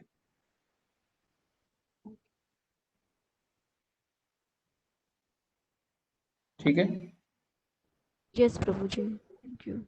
और कोई क्वेश्चन है किसी का? प्रभु जी। हाँ जी कुणाल को। कोई नहीं, विनोद प्रभु जी आप पहले पूछ लीजिए। या ओके। प्रभु जी, ये नरकों का आपने बताया कि नरकों में यातना शरीर दिया जाता है। तो मेरा क्वेश्चन ये था कि जैसे भूलोक अर्थली प्लैनेट पे भी कर्मा का कंसेप्ट है, तो यहाँ पे भी हमें दुख भोगने पड़ते हैं, तो फिर नरकों में स्पेशल क्यों? अच्छा, गुड क्वेश्चन, गुड क्वेश्चन आपने पूछ लिया, क्योंकि इतना सारा सब्जेक्ट कवर करने का मैं भूल गया था बताना है। तो बेसिकली क्या होता है कि जब आपको एक व्यक्ति बहुत घोर पाप करता है, उसका पाप इतने ज्यादा होते हैं कि उसका काउंट ही नहीं, मतलब अभी कोई पापी व्यक्ति है तो वो दिन में कितने पाप कर रहा है उसको संभालना, याद ही करना मुश्किल हो जाता है। तो नर्क जो है वो बेसिकली हमारा जो ह्यूमन बॉडी है, जैसे मैं आपको एक एग्जांपल देता हूँ, आपको प्रिंसिपल समझेगा कि एक प्रकृति का नियम है कि अगर तुमने एक जान ली है तो तुम्हारी जान तुम्हें देनी पड़ेगी। ठीक है, अब कोई व्यक्ति नॉनवेज खाता है, वो तो रोज मुर्गी मार रहा है, रोज बकरी मार रहा है, रोज गाय को मार रहा है खाने के लिए, तो वो कितनी बारी मर लेगा? हाँ, कितनी बारी मार लेंगे उसको? तो हमने इतना पाप इकट्ठा कर रखा है अपने ऊपर कि जब हमारे को अगला शरीर मिलेगा या अगले का अगला शरीर मिलेगा तो हम उतना पाप भोग ही नहीं पाएंगे और उसको हैंडल भी नहीं कर पाएंगे, इतने पाप के हमारे को जो दंड मिलने हैं। तो ये जो इंटरमीडिएट जो जर्नी है हमारी नरकों की, वो हमारे पाप के कोटा को रिड्यूस करने के लिए और हमारे को हैबिचुएटेड करने के लिए, हमारी आदत बन जाए पाप को, दुखों को सहने की, वो यातना शरीर नरकों में दिया जाता है कि तुम्हारा जो बल्क पाप है यहाँ पे तुम निपटाओ और फिर तुम्हारे रिमेनिंग पाप से तुम्हारे को अगला शरीर प्राप्त होगा। सेम सुखों के साथ भी ऐसा होता है, कोई व्यक्ति बहुत दान पुण्य करता है, बहुत ही, तो उसके इतने सुख इकट्ठे हैं कि मटेरियल बॉडी में जो अर्थ पे जो शरीर मिलना है उसको भूलोक पे वो उसमें एंजॉय नहीं कर सकता। यहाँ पे कैपेसिटी है एंजॉय करने की। फॉर एग्जाम्पल किसी ने बहुत अच्छे पुण्य के काम करे और उसकी इच्छा है या उसने पुण्य के काम करे हैं कि अभी मुझे अनलिमिटेड स्त्री संग करना है। अब मटेरियल बॉडी, ये शरीर तो लिमिटेड है, हाँ, कितना स्त्री का संग कर सकता है वो? हाँ, तो उसको स्वर्गों में इसीलिए भेजा जाता है कि तेरे को शरीर भी ऐसा मिले और सिचुएशन भी ऐसी और फैसिलिटी भी ऐसी हो कि तू अनलिमिटेड एंजॉय करो, जितना ज्यादा करना है, जितने समय तो तुम वहां पे हो। और फिर जब वो समय खत्म होता है तो व्यक्ति वापस से शरीर लेता है, फिर अपने जो सुख दुख है कर्मों जो के हिसाब से वो अपने जीवन शैली जीना शुरू कर देता है। तो पाप और पुण्य दोनों का इसी हिसाब से बल्क पाप और बल्क पुण्य दोनों को देने के लिए, एक जीवात्मा को कोटा खत्म करने के लिए स्वर्ग और नर्क बनाए गए हैं। ये कोई इमेजिनेशन नहीं है डराने धमकाने के लिए, ये रियलिटी है। ठीक है वो? Thank you Prabhu. बट इस पे एक छोटा सा फॉलोअप क्वेश्चन है कि जैसे अगर कोई जीवात्मा नर्क भोग के आई है तो फिर उसका मान लो फिर से पृथ्वी लोक पे जन्म हुआ है, तो उसको याद तो रहता नहीं है, तो फिर उसको क्या फर्क पड़ता है? वो बोल सकता है ना कि मुझे क्या फर्क पड़ता है, मैं नर्क को क्या हूँ, मुझे तो याद ही नहीं है कुछ। तो कैसे याद रख यानी एक बात बताओ, याद रख के करना क्या है आपको? दोबारा नहीं करेगा आप जब नहीं आप जब छोटे थे और आप स्कूल की बस में अगर गिर गए हो या आपको स्कूल में चोट लगी है, आपको याद है क्या अभी सब कुछ? आप मुझे बताओ, आपको याद है क्या सब कुछ? मेमोरी सब कुछ अगर मेमोरी सब कुछ होती और मेमोरी ही अगर सब कुछ होती तो व्यक्ति फिर एक ही बार एंजॉय करता और उसी को याद कर करके खुश रहता। सपोज किसी को अगर पिज्जा खाना पसंद है तो वो पिज्जा खाए और जो उसको एंजॉयमेंट पिज्जा खाते समय हो रही है हर रोज उसी को याद करे, वही टेस्ट को याद करे और एंजॉय करे। Memory is not everything. Memory तो ये तो बना ही, सृष्टि का नियम ही ऐसा है कि आपको पिछला भूलना ही पड़ेगा। इमेजिन करो अगर आपने नहीं भूला तो आप तो 2 दिन के अंदर पागल करार कर दिए जाओगे, क्योंकि आपका दिमाग घूम जाएगा। आपको अपने सारे पिछले जन्म याद आ गए ना, अगर आपको सारे नरकों में जो आपने पाप देखे हैं, जैसे हॉरर मूवी कोई देख के आता है, आप सपोज 1 हफ्ता रोज हॉरर मूवी देखो, तो आपके घर का पर्दा भी आपको जब हवा से हिलता है तो आपको लगता है भूत है उसके पीछे। आपकी वाइफ भी अगर आएगी और बाल खुले होंगे तो आप भाग जाओगे। हैं? क्यों? क्योंकि आपकी कॉन्शियसनेस में केवल केवल और केवल वही बस गया है। तो ये तो प्रकृति की कृपा है कि कुछ याद नहीं रहता है। ये तो भगवान की कृपा है, जिस तरह उन्होंने डिजाइन किया कि हमें कुछ याद नहीं रहता। अगर हमें याद रहता ना तो हमारे को साइकेट्रिस्ट 2 दिन के अंदर चाहिए होता हमारे को याद आने के। इतने हमने गलत कार्य किए हैं, इतने पाप भोगे हैं, इतनी इंजॉयमेंट भोगी है। एंजॉय में हमने स्वर्ग भी तो गए, सिर्फ पाप ही थोड़ी ना भोगे, हमने सब एंजॉय किया। अगर सब हमारे को याद रहे तो will be mentally diseased, fully finished. तो ये तो प्रकृति की कृपा है कि हमें कुछ याद नहीं रहता, और इसके लिए थैंकफुल होना चाहिए कि अच्छा वो शुक्र है याद नहीं रहता। शास्त्र द्वारा हमारे को ये बता दिया जाता है कि ये कार्य की ये सजा है, इसलिए केयरफुल होके कोई भी कार्य करें। ठीक है ब्रो? और भी कुछ ना इस चीज से जुड़ा? या ठीक है ब्रो, बस मैं इसी एंगल से पूछ रहा था कि अगर याद थोड़ा सा रहता तो हम दोबारा गलत काम नहीं करते, बस मेरा यही है। तो अभी अभी इतना तो हमारे को समझ जाते, इसलिए स्क्रिप्चर्स पे जो फेथ है वो कोई ब्लाइंड फेथ नहीं है, वो उसकी अथॉरिटी के हिसाब से उस पे फेथ है। और वो अथॉरिटी क्या है कि जो शास्त्र हैं वो झूठ नहीं बोल रहे, वो माइथोलॉजी नहीं है, ये उसकी अथॉरिटी है। और जो शास्त्र बोल रहे हैं वो रियलिटी है। इसलिए मेरे कार्य जो कर रहा हूं मैं अभी, वो मुझे बहुत केयरफुली चूज करके करने हैं, क्योंकि ये परिणाम उसके होने वाले हैं।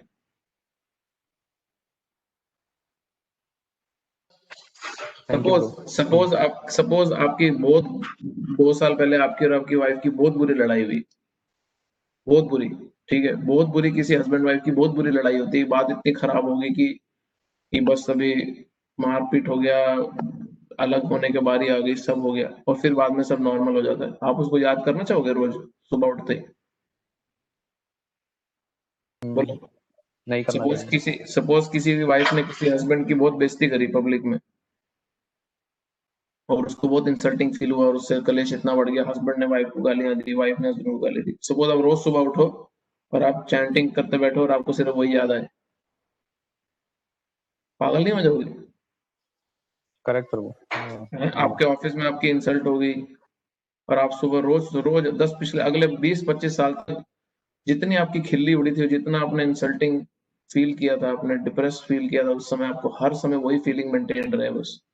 और सोचो ये सारी की सारी एक साथ आ जाए, सारे लाखों लाखों करोड़ों जन्मों की सब आपको याद रहे, सारे पाप याद रहे, सारे पुण्य याद रहे, कितने देर लगेगी पागल होने में, पता है आपको? 2 दिन तो मैंने बहुत ज्यादा बोल दी, 5 मिनट बहुत है। सेकंड्स लगेंगे कुछ।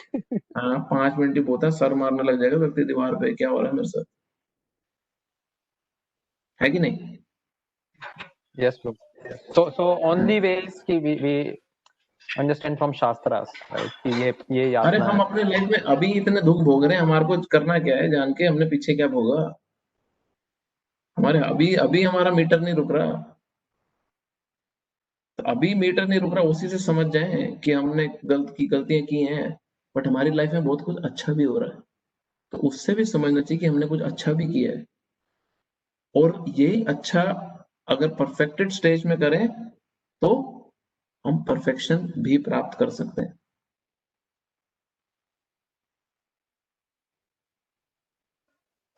Thank you bro. प्रकृति के जो नियम है ना, वो उनका उनका इश्यू ये है कि वो हमारे मोबाइल फोन नहीं है कि हमारे हिसाब से मैं एप्लीकेशन डाल के उसको यूज कर ले।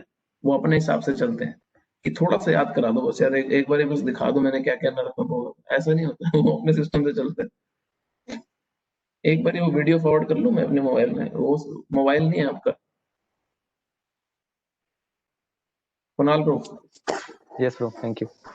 हरे कृष्णा प्रभु जी। हाँ जी। प्रभु जी, ये जानना था कि वैसे हम लोग ने भागवत गीता में चैप्टर 9, 10, 11 जो भक्ति योग के बारे में जितना हम लोग ने कवर किया, और हम लोग ने उस पे बार बार यही फोकस था कि सरेंडर इज अ की टू सक्सेस, अगर सिंपल भाषा में बोले जाए तो। तो जब बलि महाराज ने ऑलरेडी सरेंडर कर दिया तो फिर उनको क्यों ये उनको पाताल पाताल लोक सुतल लोक। सुतल लोक में उनको वो राज्य दिया एंड उनके द्वारपाल बने, जबकि ये तो 100% सरेंडर था। गुड ऑब्जर्वेशन, गुड ऑब्जर्वेशन, क्योंकि बलि महाराज ने प्योर डिवोशन नहीं मांगी, और मांगी भी तो उनकी मटेरियल डिजायर्स भी थी। जैसे ध्रुव महाराज थे, जब ध्रुव महाराज ने तपस्या करनी शुरू करी भगवान की, तो उन्होंने 6 महीना घोर तपस्या करी, ओम नमो भगवते वासुदेवाय का मंत्र जाप करके। और उनको चाहिए क्या था? उनके पिता थे उत्तानापाद, उत्तानापाद थे ब्रह्मा जी के पोते, उनको अपने परदादा जो ब्रह्मा जी से उनसे भी बड़ा प्लैनेट चाहिए था एंजॉयमेंट के लिए। ये कंडीशन पे ध्रुव महाराज तपस्या करने गए थे। जब ध्रुव महाराज ने भगवान के दर्शन करे 6 महीने बाद, तो उन्होंने बड़ा सुंदर एक श्लोक बोला। ध्रुव महाराज कहते हैं, स्थानाभिलाषी तपस्तो स्थितोहम त्वं प्राप्तम देव मुनीन्द्र गुह्यम काचन विचिन्नम अपि दिव्य रत्नम स्वामी कृतार्थोस्मि वरम न याचे। वो बोलते हैं कि स्थानाभिलाषी, मैं तो एक स्थान की अभिलाषा में इतनी तपस्या कर रहा था, बट अभी तो मुझे तुम मिल गए हो जो मुनि और ऋषियों को भी के लिए भी सीक्रेट हो, पर तुम मुझे मिल गए हो। तो मेरे को भी ऐसा लग रहा है, मैं इतना पागल फील कर रहा हूँ अपने आप को, मुझे ऐसा लग रहा है कि मैं तो कांच के टुकड़ों के पीछे भाग रहा था, अभी तो मुझे डायमंड मिल गया, तो मुझे कांच के टुकड़े नहीं चाहिए, मुझे नहीं चाहिए ब्रह्मा जी से बड़ा प्लैनेट, मुझे कुछ नहीं चाहिए। भगवान ने उनको बोला कि नहीं, तुम्हारी डिजायर थी, बट अब तुम्हारी डिजायर प्यूरिफाई हो गई है, अब तुम फंसोगे नहीं उस मेटीरियल डिजायर को फुलफिल करने। क्यों? क्योंकि तुमने मुझे प्राप्त कर लिया, अब तुम मुझसे अटैच हो गए। तो मैं तुम्हारे को ब्रह्मा जी से बड़ा प्लैनेट दूंगा, जो ध्रुव लोक है, जो ध्रुव तारा जिसको बोलते हैं, और 36,000 साल तक तुम वहां पे राज्य करोगे, बट तुम मुझे कभी भूलोगे नहीं, और तुम हमेशा डिवोशनली कनेक्टेड रहोगे। और ध्रुव महाराज ने उस पर राज्य किया, और ध्रुव महाराज को भगवान ने दिया भी। तो प्योर डिवोशन का मतलब है कि वो अभी उसकी डिजायर थी, तो वो भगवान ने फुलफिल करी। तो बलि की डिजायर है कि उसको इंद्र बनना है, बट वो भगवान का भक्त है। अब इंद्रदेव भी जो है वो भी भगवान के अटूट भक्त हैं। इंद्र की हम स्टोरीज सुनते हैं जिसमें सारी करप्ट स्टोरीज हैं, इंद्रदेव ने ये गलती करी, वो गलती करी, but Indra actually is a very good devotee of Krishna. और इसीलिए पांडु ने जब जब कुंती के पास जो मंत्र था, वरदान मांगे थे कुंती ने, जब यमराज को से युधिष्ठिर आगे थे धर्मराज से, फिर बड़ा एक्चुअली इंटरेस्टिंग स्टोरी है, मैं बताता हूँ आपको। जब पांडु को पता चला कि उसको श्राप मिला है, और पांडु अभी अपनी पत्नियों का संग नहीं कर सकता, तो कुंती ने बताया कि मेरे पास मंत्र है, मैं किसी भी देवता के थ्रू बच्चे की उत्पत्ति कर सकती हूँ। तो अभी पांडु और कुंती सोचने लगे कि अगर तुमने इस प्रकार से बच्चों की उत्पत्ति करी तो लोग क्वेश्चन ना करें, और हम राजा हैं और हमारे पे क्वेश्चन नहीं आना चाहिए। तो तुम ऐसा करो कि तुम सबसे पहले धर्मराज से पुत्र मांगो, क्योंकि धर्मराज से जब पुत्र आएगा, हाँ, तो वो अधर्म तो हो नहीं सकता, क्योंकि वो धर्मराज से आ रहा है। तो तुम धर्मराज से पुत्र मांगो ताकि अधर्म किसी को ना लगे इसमें। इसलिए पहला बेटा युधिष्ठिर मांगा। फिर उन्होंने बोला कि मुझे बहुत शक्तिशाली पुत्र चाहिए, तो तुम वायु को बुलाओ, वायु सबसे शक्तिशाली देवता है, वायु से भीम आए। फिर पांडु ने बोला कि मुझे भगवान श्री हरि का भक्त चाहिए, तो तुम इंद्र से मांगो, क्योंकि इंद्र भगवान हरि का बहुत अच्छा भक्त है। तो इंद्र को मंत्र डेडिकेट किया गया, और इंद्र से अर्जुन आए। तो इंद्र की बहुत बेइज्जती की जाती है, बट इंद्र इतने खराब है नहीं। वो तो कभी कभी हिकअप्स आ जाते हैं, क्योंकि वो मेटीरियली कंटेमिनेट हो जाते हैं, क्योंकि मेटीरियल वर्ल्ड में है वो, otherwise is very dedicated devotee of Krishna. ठीक है प्रभु? जी प्रभु, थैंक यू। और कोई प्रभु जी, क्वेश्चन? हाँ जी माता जी। प्रभु जी, ये टॉपिक से रिलेटेड नहीं, बट कार्तिक मंथ के रिगार्डिंग से ऐसा कहा जाता है कि हम कार्तिक मंथ में अगर दीप दान करते हैं तो हमारे जो पाप है वो कम हो जाता है, तो इसको किस तरह से, या तो भीष्म पंचक का फास्ट करना चाहिए वगैरह? हाँ, तो अभी कार्तिक मंथ 30 अक्टूबर से शुरू हो रहा है। कार्तिक मंथ से पहले हम कार्तिक पे क्लास करेंगे स्पेसिफिकली। तो प्रभु जी, क्वेश्चन ये था स्टे कि ट्यून्ड। हमको इसको किस हाँ बोलिए। क्या? Stay tuned. ओके, अभी पूछ लूं या मैं वेट करूं? हाँ बोलो बोलो। ओके, तो इसको किस तरह से समझना चाहिए कि दीपदान करने से हमारे पापों का रिएक्शन कम होता है कि हमारे पापों का अकाउंट है वो नील होता है? कि पाप हम पाप बहुत से बहुत मुक्त पाप कट जाते हैं, बहुत पाप खत्म हो जाते हैं। कुछ शास्त्र में तो ये तक बोला गया है कि दीपदान कार्तिक के समय इतना पावरफुल है कि आप उतने पाप ही नहीं कर सकते जितने पाप खत्म हो जाते हैं। बट हमारी पाप की प्रवृत्ति ऐसी है कि हम दीपदान करके बाहर जाके फिर पाप करते हैं। प्रॉब्लम वो है। दीपदान छोड़ो, भगवान के नाम में इतनी शक्ति है कि वो सारे पापों को हर लेता है। बट हम भगवान का नाम ही अपराधों से लेते हैं, तो पाप तो कितनी जल्दी खत्म होंगे हमें भी पता नहीं है। और हम सुबह माला करते हैं और रात तक हम इतने पाप कर देते हैं कि वापिस से। तो ये नाम की महिमा है, भगवान से जुड़ी कोई भी चीज उसकी महिमा है कि वो अनंत कोटि जन्मों के पाप को भी समाप्त करने की शक्ति रखती है। डिपेंड करता है हमारी कितनी हमारी चेतना है, क्या हमारी कॉन्शियसनेस है। और जितना हम कृष्णा कॉन्शियस होंगे, इसलिए इसलिए करोड़ों करोड़ों जन्मों के पाप का बोझा लेके हम कंधे पे बैठे हैं और हम एक लाइफ में भगवान के धाम वापस जाना चाहते हैं। वो कैसे पॉसिबल होगा हमारी अपनी स्ट्रेंथ पे, अगर भगवान के नाम और भगवान की भक्ति में इतनी शक्ति ना हो? सोचो।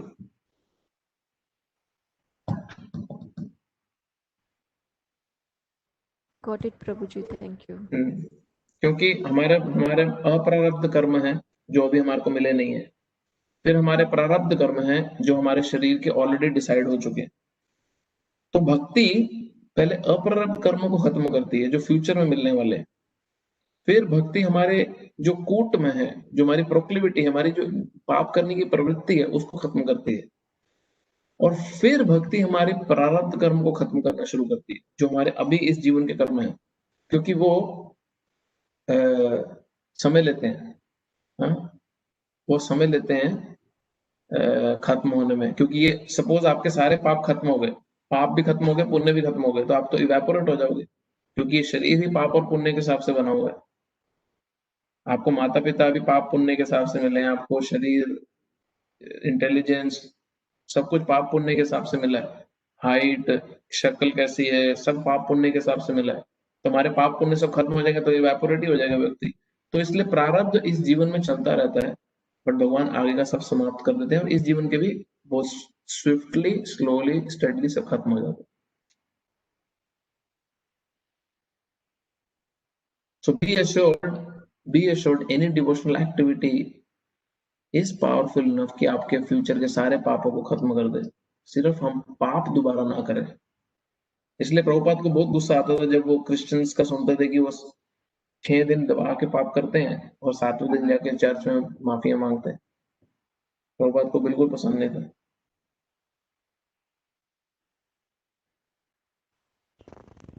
हरे कृष्ण भाई। हरे कृष्ण। प्रभु सनातन गिरिधारी दास है प्रभु। हरे कृष्ण प्रभु जी। प्रभु जी, एक क्विक क्वेश्चन था कि जैसे आपने बोला कि जैसे भगवान विष्णु से शिव तत्व आते हैं, तो कई बंदे जो शिव डिवोटी या दुर्गा भक्त हैं, उनका ये होता है कि ये तो तुम्हारे ग्रंथ हैं, भागवतम हो गया, भगवद गीता हो गया, तो उनकी अकॉर्डिंगली के शिव पुराण में कुछ और बोला है या दुर्गा सप्तशती कुछ और है, तो क्या उसमें वैदिक मतलब उसको या तो हम उसको भी झुठला नहीं सकते कि जो वो झुठलाना है नहीं। हाँ जी, तो फिर उसको प्रभु कैसे काउंटरैक्ट करें कि उनको ये लगे कि दीज आर आल्सो वैलिड शास्त्रास टू फॉलो। वेरी इंपॉर्टेंट, इसमें एक पॉइंट समझने वाला है कि सपोज प्लीज इमेजिन करना ये सीन। आप अगर चीफ मिनिस्टर के ऑफिस में जाते हो अपना कुछ काम कराने, तो आपको चीफ मिनिस्टर से उसी तरह डील करना पड़ेगा जैसे chief minister is the highest authority. और आसपास जितने भी चीफ मिनिस्टर के जितने भी चेले चपाटे होंगे वो सब चीफ मिनिस्टर को हाईएस्ट अथॉरिटी मानते हैं। चीफ मिनिस्टर छोड़ो, यमदूत भी जब यमराज के पास गए, अजामिल की स्टोरी में जब अजामिल को जब विष्णुदूत ने बचा लिया और यमदूत भी जब यमराज के पास गए तो यमराज को बोले हम तो समझ रहे तुम सबसे बड़े हो, हाँ? हम सोच रहे थे कि तुम सबसे बड़े हो और तुम्हारा आज्ञा को कोई टाल नहीं सकता। यहाँ तो विष्णुदूत आया और उन्होंने हमारे को लताड़ के भगा दिया वहां से। अभी तुम हमें बताओ कि तुमसे बड़ा है कौन? तो उसी तरह जब हम किसी भी शास्त्र को पढ़ते हैं, शिव पुराण में या दुर्गा शक्ति पुराण में या दुर्गा सप्तशती का पाठ वगैरह पढ़ते हैं, कुछ है उसमें नेचुरली उन पर्सनालिटीज को ग्रेटेस्ट टॉप मोस्ट दिखाया गया है और वो उस कैटेगरी में टॉप मोस्ट है भी, जैसे सीएम स्टेट का सबसे टॉप मोस्ट पर्सन है। बट इन्हीं पुराणों में एक बहुत इंटरेस्टिंग श्लोक आता है कि जब भी जैसे सपोज शिव पुराण है वो तमोगुण में है और जो भागवत पुराण है वो सत्वगुण में। तो उसी पुराण में एक श्लोक आता है कि जब कॉन्ट्रडिक्शन अगर आ जाए तमोगुण के पुराण में और सत्वगुण के पुराण में, जब कॉन्ट्रडिक्शन आ जाए बेसिकली, तो वो कॉन्ट्रडिक्शन को सॉल्व करने का एक ही तरीका है कि जो हायर पुराण है, जो सत्वगुण का पुराण है, उसकी अथॉरिटी ज्यादा मानी जाएगी, उसकी अथॉरिटी सुपीरियर मानी जाएगी। फॉर एग्जाम्पल ये सीएम वगैरह का एग्जाम्पल लेके कि जब अभी हम अगर आप लोग न्यूज वगैरह फॉलो करके आपने देखा होगा जैसे वो सुशांत सिंह के केस में बॉम्बे गवर्नमेंट सीबीआई को ट्रांसफर नहीं कर रही थी, बट जब सेंट्रल गवर्नमेंट ने बोला कि नहीं करना है, ट्रांसफर करना है, उन्होंने कर भी दिया। और भी डिटेल थी उसमें, हमारा इंटरेस्ट नहीं है। बट द पॉइंट इज जब हायर अथॉरिटी कुछ इंप्लीमेंट करना चाहती है तो लोअर अथॉरिटी को बैक स्टेप लेना ही पड़ता है। बट इसका मतलब ये नहीं कि जो लोअर अथॉरिटी है उसकी कोई अथॉरिटी नहीं है या उसकी कोई पोजीशन नहीं है। तो इस एग्जांपल से ये बहुत क्लियरली समझ सकते हो। और वो स्पेसिफिक श्लोक है, मैं ढूंढ के आपको बताऊंगा, कि पुराण में बहुत स्पेसिफिक श्लोक है कि अगर कॉन्ट्रडिक्शन आए हायर और लोअर पुराण में तो हमेशा हायर पुराण का सब्जेक्ट मैटर को मानना चाहिए। क्यों? क्योंकि वो गुणों में सुपीरियर है। और जो लोअर पुराण है, अब लोअर जब हम बोल रहे हैं वो गुणों के हिसाब से बोल रहे हैं, जो लोअर पुराण है वो एक सर्टन ऑडियंस को अपलिफ्ट करने के लिए है। ठीक है प्रभु? थैंक यू रोजी, वेल एक्सप्लेन। हरे कृष्णा प्रभु। हरे कृष्णा। यस प्रभु जी। प्रभु जी ये जैसे अभी स्वर्ग लोक का बता रहे थे लास्ट लेसन में भी और आज भी डिस्कस किया, जैसे कोई पुण्य किया है तो स्वर्ग लोक या नरक लोक, जो नीचे के सारे 8 प्लैनेट हैं उनमें, और स्वर्ग लोक में तो अभी अपना डिस्कस कर रहे हैं कि भी 33 करोड़ देवी देवताओं के अलग अलग प्लैनेट्स हैं। तो उस इनकी अगर कुछ पुण्य कर्म ज्यादा हैं या कुछ भी लेखा जोखा आपने बोले तो वो उन पर्टिकुलर प्लैनेट्स में जाके पूरे करते हैं, या जैसे अब वैसे डिपेंड करता है किसके कैसे पुण्य है, उसको उस हिसाब से पोजीशन मिलती है। बहुत वेल डिफाइंड है ये, ऐसा नहीं है कि चलिए यार हमारे यहाँ पे जगह नहीं है तो उधर चला जा टाइप्स। बहुत वेल डिफाइंड है क्योंकि ये बहुत बड़े स्केल पे हो रहा है और ये देवों के कंट्रोल में हो रहा है, ये ऑर्डिनरी लोग नहीं है। अब जैसे, और दूसरा उसमें ये भी है कि सपोज कोई बहुत ही दृढ़ता से सूर्य की पूजा करता है, और बहुत लोग सूर्य की वर्शिप करते हैं रोज सुबह उठ के, और वो सूर्य के भक्त हैं, तो वो देव लोकों में, स्वर्ग लोकों में सूर्य के प्लैनेट पर जाके रहेंगे और वहां पे एंजॉय करेंगे। तो उनको जो प्लैनेट भी मिलता है वो उनकी अटैचमेंट के हिसाब से मिलता है। और ये हम कैसे समझते हैं? भगवद गीता में कृष्ण स्वयं बोल रहे हैं, यान्ति देव व्रता देवान, जो देवों की वर्शिप करता है वो देवताओं के प्लैनेट जाता है। जहां हमारी अटैचमेंट होती है हम वहीं जाते हैं। तो जनरल जो स्वर्ग लोक है वो है जिसने सिर्फ नॉर्मल पुण्य पुण्य पुण्य किए, तो उनको स्वर्ग लोक में वास मिलता है। और उसमें भी स्वर्ग लोक में भी कुछ ऐसे प्लैनेट्स हैं जो सिर्फ एंजॉयमेंट के लिए बने, तुम आओ एंजॉय करो, तुम्हारा कोटा खत्म, भागो यहाँ से। ऐसा नहीं कि जो स्वर्ग लोग जाते हैं वो इंद्र के साथ वाले सीट पे जाके बैठता है, ये तो मैनेजर्स हैं। अभी कोई 5 स्टार होटल में जाए छुट्टियां मनाने, तो ऐसा थोड़ी ना कि वो 5 स्टार के बोर्ड की मीटिंग में जाके बैठ जाएगा कि चलो भैया तुम्हारी मदद करता हूँ डिसीजन लेने में। नहीं, ये तो सब मैनेजर्स हैं, एडमिनिस्ट्रेटर्स हैं, सूर्य चंद्र वायु वगैरह।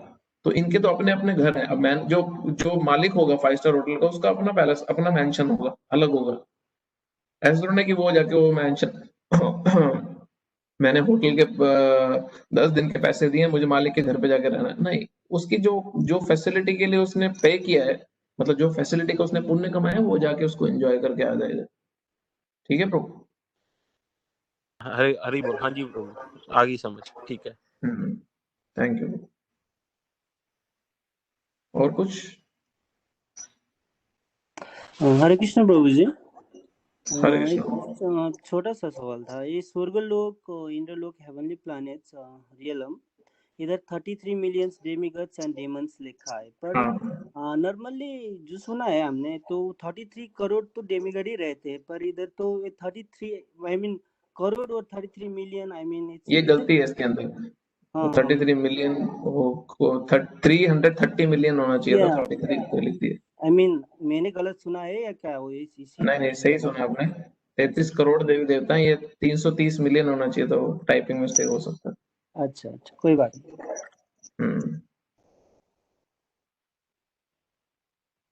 ठीक है, खत्म करें? प्रभु जी एक छोटा सा क्वेश्चन और है। हाँ बोलिए ना। प्रभु जी, जब जैसे लास्ट बारी आपने कहा कि भी जब स्वर्गलोक में जाते हैं तब जिसने यहाँ जितनी भक्ति करी वो आगे कंटिन्यू वहां पे क्यों नहीं कर सकते? जैसे बाकी देवी देवता भी वर्शिप करते हैं विष्णु की, कृष्णा की, और तो इंसान जब मान लो किसी को, इसलिए मैं बार बार, मैं समझ गया आपका क्वेश्चन, इसलिए मैं बार बार होटल का एग्जांपल देता हूँ कि आप अपने घर, सपोज आप मेलबर्न में हो, कहाँ इंडिया में हो? नहीं है प्रभु। कहाँ पे? मेलबर्न में। आप मेलबर्न में हो। आप जॉब करते हो, बिजनेस करते हो? खुद का ही काम है प्रभु जी। आपका खुद का काम है, ठीक है। तो अभी आपका खुद का काम है, तो आप उसमें से कमाई कर रहे हो और आप अपने सेविंग्स में डालते हो छुट्टियां मनाने के लिए, फॉर एग्जाम्पल। और अब आप जब छुट्टियों में जाते हो तो आप काम से छुट्टी लेके घूमने कहीं जा रहे हो दूर देश में। अब जब आप छुट्टी मनाने दूर देश में गए हो, तो आप वहां पे जाके कमाई नहीं कर सकते हो। क्यों? क्योंकि आप छुट्टी पे आए हो। वो ऐसा बोल सकते हैं कि मैं वहां से अपना बिजनेस चला सकता हूँ, बट वो पॉइंट हम डिस्कस नहीं कर रहे। हम बेसिकली पॉइंट डिस्कस कर रहे हैं कि जब आप छुट्टी पे जाते हो एंजॉय करने, तब आप अपना कर्म नहीं कर सकते। जो आपका बिजनेस है या जॉब है, आप छुट्टी पे हो, तो स्वर्ग लोकों में कर्म अर्जित नहीं किया जा सकता। वो कर्म को खटाने की जगह है। वहां पे कर्म को एंजॉय करने की जगह है, उसको बिल्डअप नहीं किया जा सकता। You can not accrue Karma. आपको वो वापस से पुनः जमा करने के लिए पृथ्वी पे आना पड़ेगा। इसलिए सिर्फ पृथ्वी लोक, और पृथ्वी लोक पूरे के पूरे ब्रह्मांड में एक ही ऐसा लोक है जहां पे कर्म अर्जित किए जा सकते हैं। यू कैन स्टॉक पाइल, आप अपना कर्म को इकट्ठा कर सकते हो। और इसीलिए पृथ्वी लोक ही एक ऐसा लोक है, और एक सत्य लोक ब्रह्मा जी का लोक भी है, बट पृथ्वी लोक ही एक ऐसा लोक है जहां से आप इस पूरे जगत को पार करके बाहर निकल सकते हो। क्यों? क्योंकि यही एक जगह है जहां पे आप अपने कार्यों के द्वारा पाप, पुण्य या भक्ति को अर्जित कर सकते हो, और किसी भी लोक में नहीं कर सकते, क्योंकि बाकी जितने भी लोक हैं वो उसको यूज करने के लिए, उसको खटाने के लिए। ठीक है प्रभु? ठीक है प्रभु, हरि बोल, हरे कृष्णा। हरे कृष्ण। ठीक है, बंद करें?